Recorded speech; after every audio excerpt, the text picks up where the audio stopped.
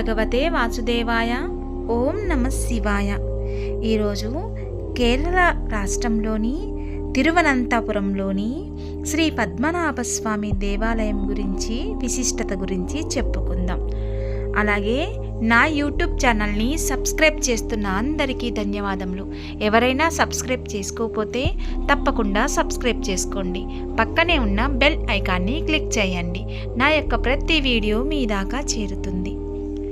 భారతదేశంలోని కేరళ రాష్ట్ర రాజధాని తిరువనంతపురంలోని ఈస్ట్ పోర్ట్ లోపల ఉన్న శ్రీ అనంత పద్మనాభస్వామి దేవాలయం శ్రీ విష్ణుమూర్తిగా ఆరాధించే దేవాలయం. ఈ దేవాలయంలో కేరళ మరియు ద్రవిడ శైలి నిర్మాణం ఉంటుంది. ఇది ప్రపంచంలోని అత్యంత ధనిక దేవాలయంగా భావిస్తారు. శ్రీ అనంత పద్మనాభస్వామి దేవాలయం చరిత్ర 8వ శతాబ్దానికి సంబంధించినది. భారతదేశంలోని 108 పవిత్ర విష్ణు దేవాలయాలు లేదా దివ్య దేశాల్లో ఇది ఒకటి. దివ్య దేశాలలో అనేక తమిళ ఆల్వార్ల రచనలో పేర్కొనబడ్డ విష్ణుమూర్తి యొక్క పవిత్ర దేవాలయాలు. ఈ దేవాలయంలో పూజలు అందుకునే స్వామి విష్ణుమూర్తి, పాము పడగపై నిద్రిస్తున్న స్వామివారు ఉంటారు. ప్రముఖ టెవెన్యూరు రాజుల్లో ఒకరు అయిన మార్తాండవర్మ దేవాలయానికి అనేక మరమ్మతులు చేశారు మరియు దాని ఫలితంగానే శ్రీ పద్మనాభస్వామి దేవాలయం ప్రస్తుత రూపంలో ఉంది. మార్తాండవర్మనే దేవాలయంలో మురజపం మరియు భద్రదీపం వంటి పండుగలను ప్రవేశపెట్టారు. మురజపం అనేది నిరాఘాటంగా పూజలు చేయడం. ఇది ప్రతి 6 సంవత్సరాలకు ఒక్కసారి దేవాలయంలో నిర్వహిస్తూ ఉంటారు. 1750లో మార్తాండవర్మ ట్రవెన్కూరు సంస్థానాన్ని పద్మనాభుడికి అంకితం ఇచ్చాడు. విష్ణుమూర్తి తరపున రాజకుటుంబం రాష్ట్రాన్ని పరిపాలిస్తుండగా మార్తాండవర్మ ప్రకటించాడు. మరియు ఆయన వారసులు పద్మనాభ దాసులు లేదా పద్మనాభ స్వామి సేవకులుగా రాజ్యానికి సేవ చేశారు. అప్పటి నుంచి ప్రతి ట్రావెల్కూర్ రాజు చివరి పద్మనాభ దాస అనే పేరు వచ్చింది. పద్మనాభ స్వామికి ట్రావెల్కూర్ సంస్థానం ఇచ్చిన దానాలను తిరుపడి దానంగా పేర్కొంటారు. కేరళ రాజధాని తిరువనంతపురానికి శ్రీ పద్మనాభ స్వామి యొక్క పేరు నుంచి వచ్చింది. అనంత అంటే అనంతమైన సర్పంపై ఉండే వ్యక్తి అని అర్థం. తిరువనంతపురం అనే పదానికి శ్రీ అనంత పద్మనాభ స్వామి భూమి అని అర్థం. 7 పాసురమ రామ క్షేత్రాలు ఒకటిగా బాసిల్లే ప్రదేశంలో శ్రీ అనంత పద్మనాభ స్వామి భూమి దేవాలయాలన్నీ ఉన్నట్లుగా విశ్వసిస్తారు. ఈ దేవాలయానికి సంబంధించిన స్కంద పురాణంలో మరియు పద్మపురాణం వంటి పురాణాల్లో కూడా ప్రస్తావన ఉంది. ఈ దేవాలయం ప్రసిద్ధి కోనేరు పద్మ పాదానికి దగ్గరలో ఉంటుంది. ట్రావెల్కూర్ రాజకుటుంబానికి చెందిన ట్రస్టీల ద్వారా ఈ దేవాలయం ప్రస్తుతం నిర్వహించబడుతుంది. విగ్రహం శ్రీ అనంత పద్మనాభ స్వామి యొక్క విగ్రహం యొక్క కూర్పు గురించి ప్రత్యేకంగా పేర్కొనాలి. ఇది 12,800 శాలగ్రామాలతో రూపొందించబడినది. వీటిని నేపాల్లోని గండకీ నది తీరం నుంచి తీసుకొచ్చారు. శ్రీ అనంత పద్మనాభ స్వామి యొక్క గర్భగుడి ఒక రాతి స్లాబ్తో ఉంటుంది. అలానే ప్రధాన విగ్రహం 18 అడుగుల ఎత్తులో ఉంటుంది. 3 విభిన్న ద్వారాల ద్వారా స్వామికి వీక్షించవచ్చు. తల మరియు ఛాతిని ప్రధాన ద్వారం ద్వారా చూడవచ్చు. తలను 2 ద్వారాలను మరియు పాదాలను 3వ ద్వారంగా చూడవచ్చు. సౌందర్య మరియు ఆర్కిటెక్చర్స్. దేవాలయంలో రాతి మరియు కంచుతో చేసిన కళారూపాలు కనిపిస్తాయి. దేవాలయం లోపలి భాగంలో అందమైన పెయింటింగ్లు మరియు మురాల్ చిత్రాలుంటాయి.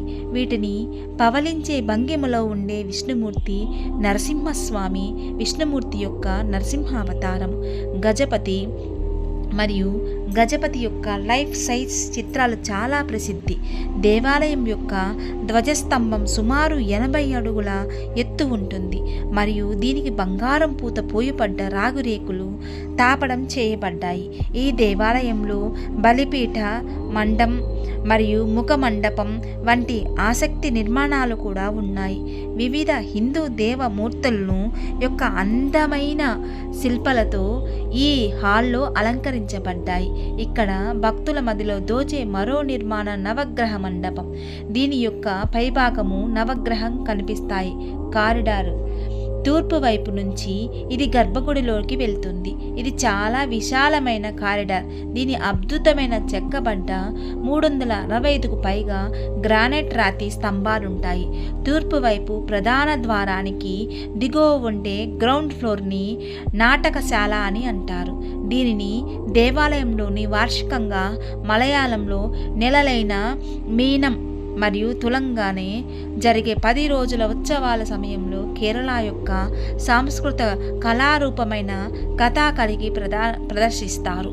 ఈ శ్రీ అనంత పద్మనాభ స్వామి దేవాలయం తెరిచి ఉండే సమయంలో ఉదయం వేళ 3:30 నుంచి సాయంత్రము 4:45కి నిర్మాల్య దర్శనం, 6:30 7 గంటలు AM, 8:30 AM, మళ్ళీ 10 గంటలకు ఉదయము, 10:30కి ఉదయము, 11 గంటలకి ఉదయము, 11:45కి ఉదయము, 12 గంటలకి మధ్యాహ్నము, సాయంత్రం వేళ 5 నుంచి 6:15, 6:45, 7:20 వరకు. పండగ సీజన్లో దేవాలయం తెరిచి ఉండే సమయాలు మార్పులు ఉండవచ్చనే విషయాన్ని దయచేసి గమనించండి.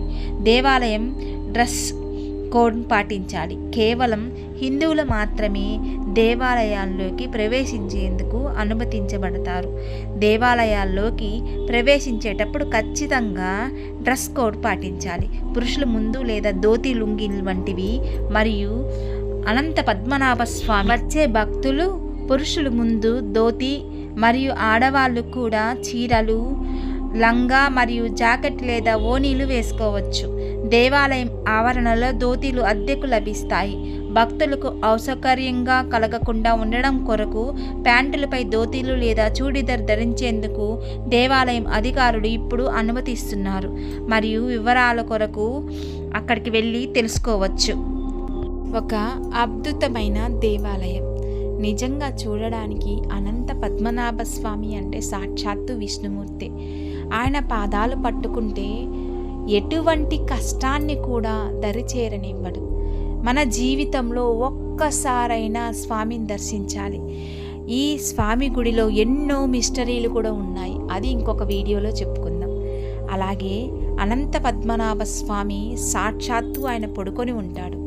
శ్రీ మహావిష్ణువు పాదాలతో మహాలక్ష్మి స్వరూపమై ఉంటుంది. నిజంగా చూడడానికి చాలా చక్కగా ఉంటుంది. ఎవరైనా హాలిడేస్లో కానీ ఎక్కడికైనా వెళ్ళాలి అనుకున్నప్పుడు ఖచ్చితంగా ఈ టెంపుల్ని విజిట్ చేయండి. నిజంగా అనంత పద్మనాభుడు అంటేనే సాక్షాత్తు విష్ణుమూర్తి. అందుకే ప్రతి ఒక్కరూ ఏ భగవంతుని మనం ధ్యానించినా ఆ మాట భగవంతుడికే చేరుతుందనేది ఎంత సత్యమో, ఎన్ని గుళ్ళు మనం తిరిగినా ఈ గుడిని మాత్రం దర్శించండి తప్పకుండా. ఈ వీడియో మీకు నచ్చినట్లయితే తప్పకుండా సబ్స్క్రైబ్ చేయండి, షేర్ చేయండి, కామెంట్ పెట్టండి. సర్వేజన సుఖినో భవంతు.